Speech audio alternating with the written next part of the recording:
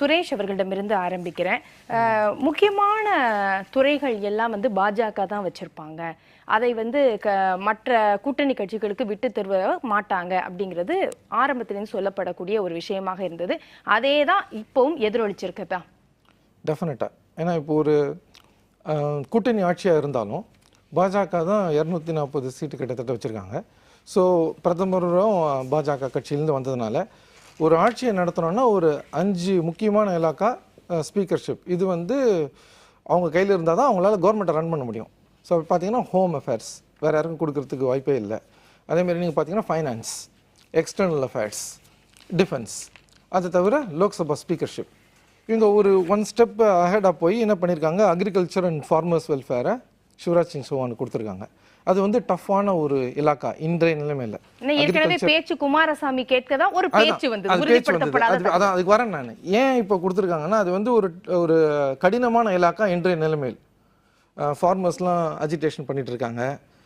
அவங்களோட டிஸ்ட்ரெஸ்னால தான் யூபியில் வெஸ்டர்ன் யூபியில் அவங்க சீட்டு குறைஞ்சிருக்குன்னு ஒரு இது நிலை இருக்கு. முதல் கையெழுத்து இன்னைக்கு போட்டிருக்கிறாரு மோடி அவர்கள். ஆமாம், அதான் ஃபர்ஸ்ட் இதுவே பண்ணிட்டாங்க. அதை ஃபார்மர்ஸ் அட்ரஸ் பண்ணுறதுக்கு அது ஹரியானாவும் அட்ரஸ் பண்ணுன்றதுனால ஹரியானாலும் ஒரு சீட்டு கம்மியாக இருக்கிறதுனால ஸோ அதனால் ஒரு டஃப்பான இலாக்காவுக்கு சிவராஜ் சிங் சௌஹான் கொடுக்கறத வச்சு அதுலேயே ஒரு குறியீடு இருக்குது. அவர் கொஞ்சம் பிஸியாக இருப்பார், மற்ற விஷயங்களை பற்றி யோசிக்க மாட்டார். யாரு? சிவராஜ் சிங் சௌஹான். ஸோ அதில் ஒரு குறியீடு இருக்குது. அதனால் அந்த ஒரு இம்பார்ட்டன்ட் இலாக்கா கொடுக்கறதுனால அவங்களுக்கு வந்து மற்ற விஷயங்களை பற்றி ஒரு 5 வருஷம் முதலமைச்சராக இருந்திருக்காரு மத்திய பிரதேஷ் 5 வாட்டி. So what I am trying to say is அது வந்து யாருக்கெல்லாம் அந்த மாதிரி ஒரு இம்பார்ட்டன்ட் இலாக்கா கொஞ்சம் கஷ்டமான இலாக்கா கொடுத்தா உட்கட்சியில் ஒரு பெரிய ப்ராப்ளம் வராதுன்றதுக்காக அதை அவர் கொடுத்துருக்காங்க. இது ஒரு சிக்னல் மாதிரி. அதெல்லாம் ஆப்வியஸ்லி நீங்கள் பார்த்தீங்கன்னா தேசிய ஊடகத்தில் ஃபஸ்ட்டு மினிஸ்ட்ரி யாருக்கு கொடுத்தாங்க வந்தது நியூஸ்ன்னா நிதின் கட்கரிக்கு, ரோட் டிரான்ஸ்போர்ட் அண்ட் ஹைவேஸ்.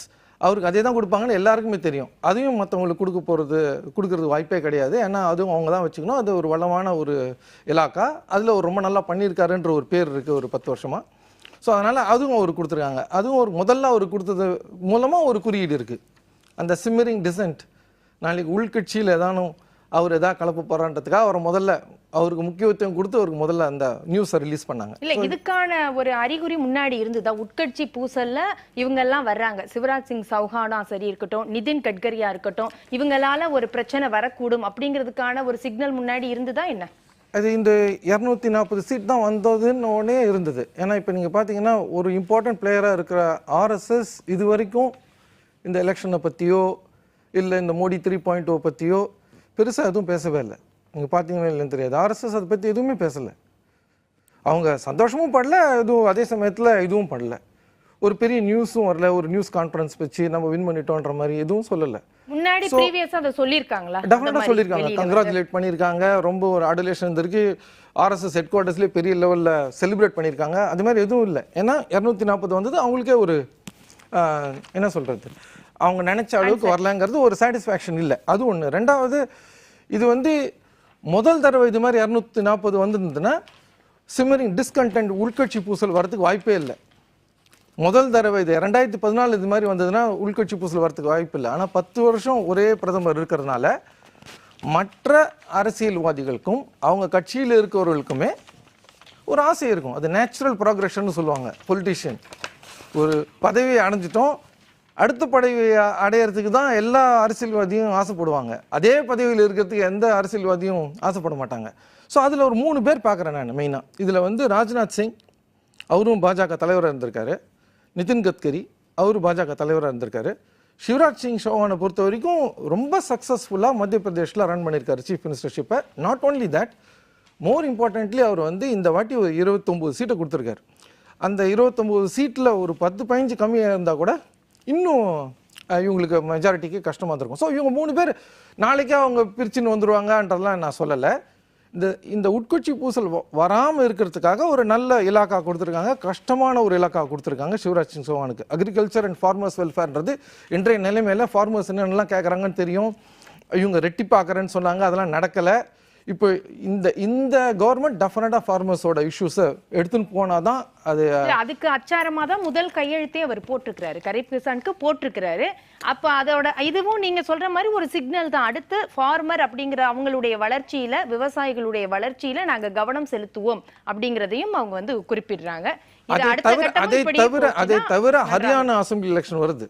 இன்றைய நிலையில ஹரியானால அவங்க தோக்குறாங்கன்ற மாதிரி தான் எல்லா கிரவுண்ட் ரிப்போர்ட்ஸும் வருது. அதை அட்ரஸ் பண்றதுக்கும் இது பண்ணியிருக்காங்க.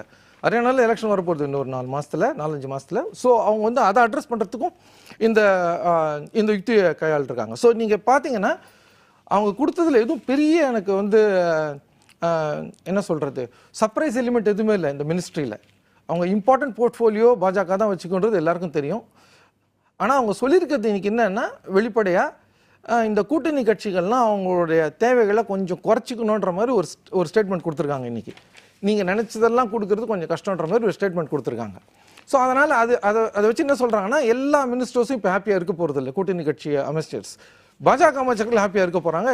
எஸ்பெஷலி இந்த டாப் 6 டெஃபினட்டாக நட்டாவும் சரி, சிவராஜ் சிங் சௌஹான் அவர்களும் சரி, அவங்களாம் ஹாப்பியாக தான் இருக்க போகிறாங்க.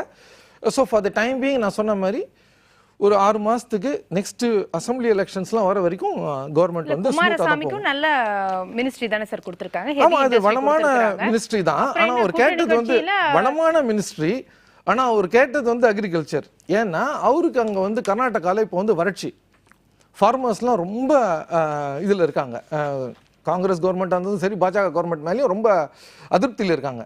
இப்போ அவர் அக்ரிகல்ச்சர் மினிஸ்ட்ரி கிடைச்சதுன்னா அவர் என்ன நினைச்சாருன்னா அங்க வந்து நிறைய பண்ணி நல்ல பேர் எடுத்து அடுத்த அசெம்பிளி எலெக்ஷனுக்கு ஜேடிஎஸ்க்கு ஒரு பூஸ்ட் கிடைக்கும்னு நினைச்சாரு. அது கிடைக்கல.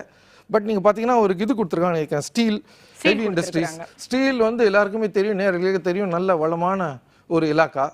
ஸோ அவருக்கு வேண்டியதெல்லாம் அவர் பண்ணிக்கலாம், ஒன்றும் பிரச்சனை இருக்காது. ஸோ அதனால அவருக்கு வேண்டிய அந்த வார்த்தைகள்லாம் நம்ம உபயோகிக்கலாமா, அவருக்கு வேண்டியதை பண்றதுக்கு கொடுக்கலாம் அப்படிங்கிறது. அவருக்கு வேண்டியதை நான் சொல்றது கர்நாடகால அவங்களுக்கு வேண்டிய விஷயங்களை மாநிலத்துக்கு தேவையான விஷயங்கள் அதை நீங்க கோடிட்டு காட்டணும். எப்பவுமே மாநிலத்துக்கு தேவையான விஷயங்களை பண்ணிக்க முடியும். எக்ஸாக்ட்லி. ஏன்னா அது வந்து ஸ்டீல் வந்து ரொம்ப இம்பார்ட்டன்ட் போர்ட்ஃபோலியோ.